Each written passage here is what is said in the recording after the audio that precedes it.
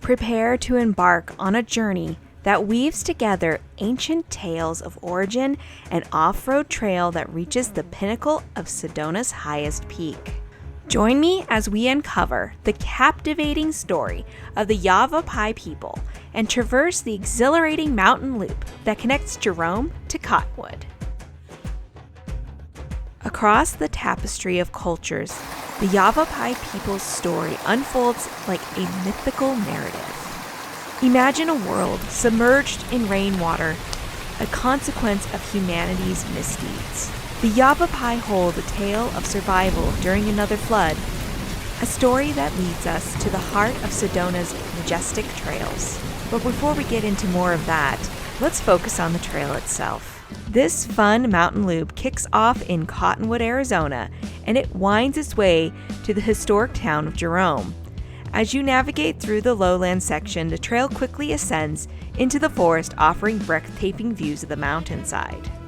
As you can see here, the start of the trail is really just a gravel dirt road. And until you reach the Overlook to overlook the Cottonwood Valley, this part of the trail is actually doable for most stock family SUVs. If you are a wider vehicle, you might need to take note that this trail can get a little scratchy in some places, even in the beginning. So you might need to bring some trimmers along with you if you don't want to ruin your paint.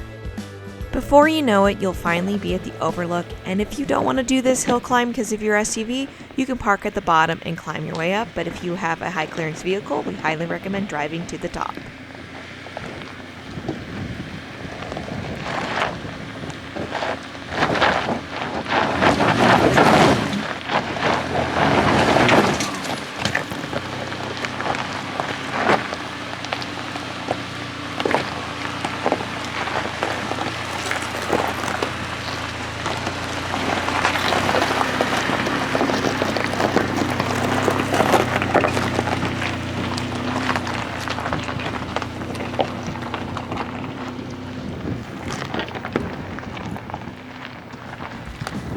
As you can see, the views up here are definitely worth the time and effort to see this part of the trail.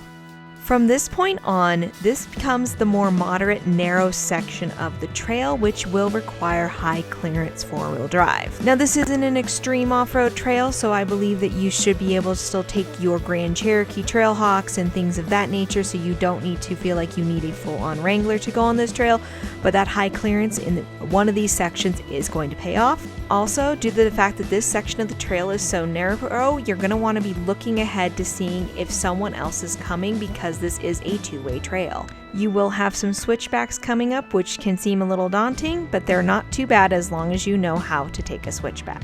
Now, once you're past this section of the trail, this is the hardest moderate area.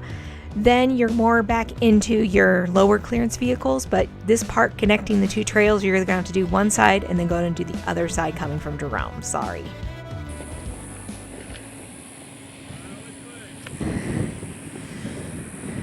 I would go straight. You're gonna actually, let's back you up.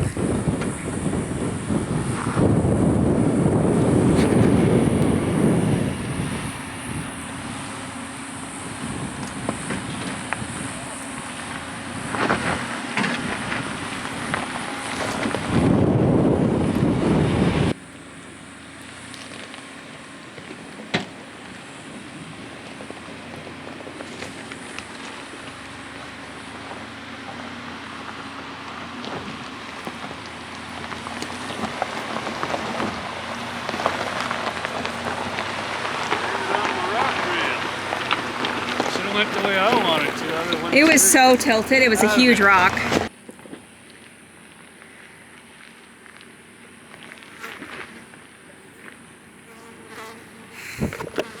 Thank you, go away.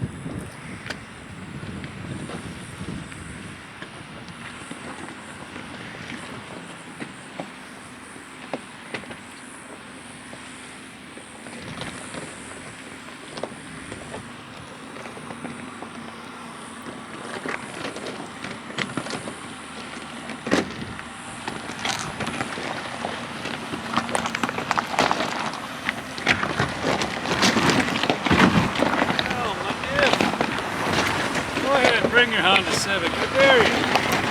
Oh, Honda would do just fine, right? No problem. One lift frame.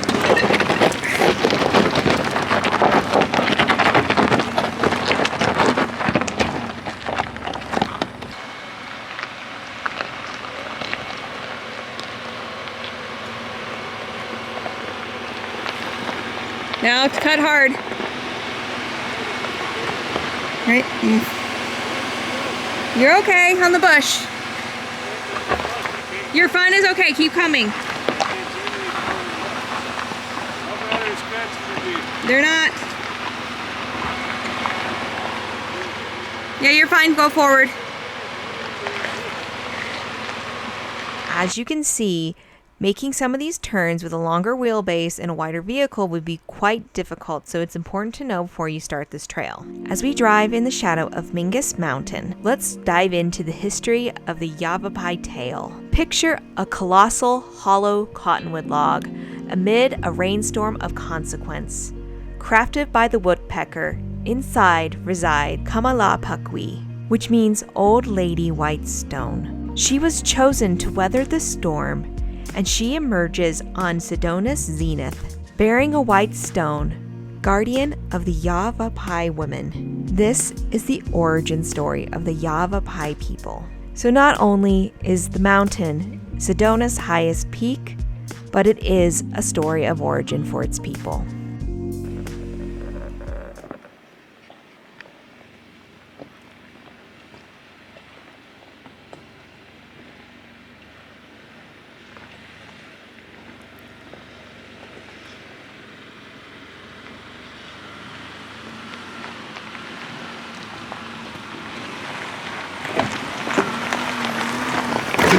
Whoa!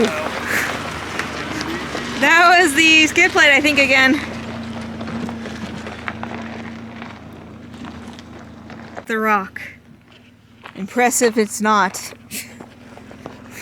Now, as we get to more easy sections of the trail, why don't we jump forward into more recent history beyond the Yavapai people? A 1926 government report reveals that there was a profitable operation of the Copper Chef mine, and it's a place where Cyanide Mills once hummed. Today, the mine is privately owned, and they actually have an environmental stewardship agreement with a passive water collection system controlling the seepage out of the old mine shafts to keep from hitting the main waterways. That's pretty cool. Of course, like any nice off-road trail, you might encounter some of the local wildlife. Hey, little guy, want to get out of the road, please? Before you know it, you'll hit some really nice maintained Forest Service roads that'll take you all the way back to the highway that leads to Jerome. In the end, this trail is not just about conquering challenging terrain, it's about connecting with the past and embracing the stories that have been etched into these rock hills. So if you're seeking adventure, history, and a thrill-packed ride, this trail is calling your name. Until next time, we hope that you keep exploring and conquering many other trails. And if you like videos like these, maybe you should click on this one next. I bet you'll find it interesting, whether you like history or off-roading.